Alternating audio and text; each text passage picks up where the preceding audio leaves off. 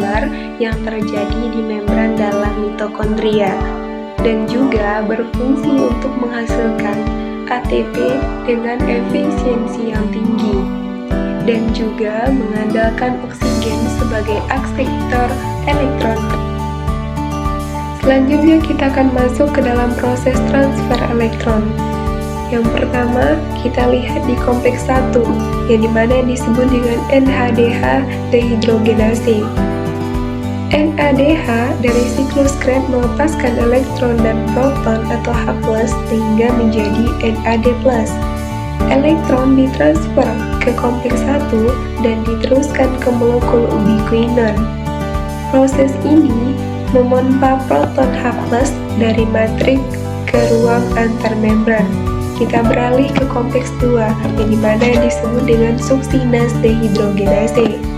FADH2 yang juga berasal dari siklus Krebs menyumbangkan elektron ke kompleks 2. Kemudian elektron diteruskan ke ubiquinon dan dalam langkah ini tidak ada proton H+ yang dipompa. Selanjutnya kita masuk ke koenzim ubiquinon. Di sini, ubiquinon itu menerima elektron dari kompleks 1 dan 2, lalu mengangkutnya ke kompleks 3.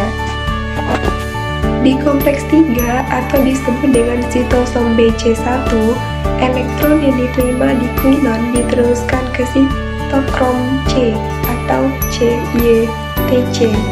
Selama proses ini, proton H+ dipompa dari matriks ke ruang antarmembran.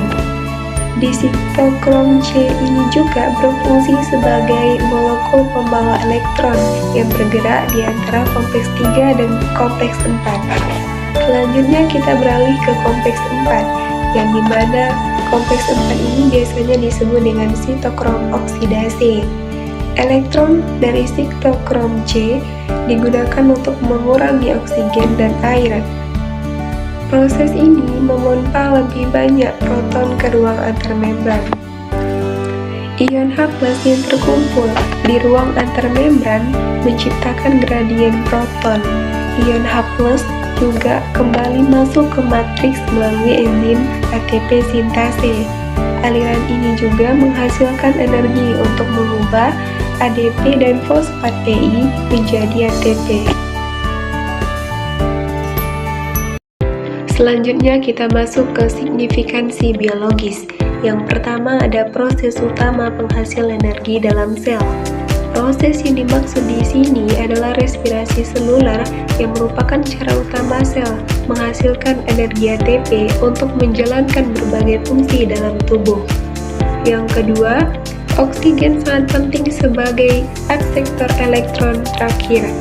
Dalam respirasi seluler, oksigen berfungsi untuk menerima elektron terakhir dalam rantai transportasi elektron.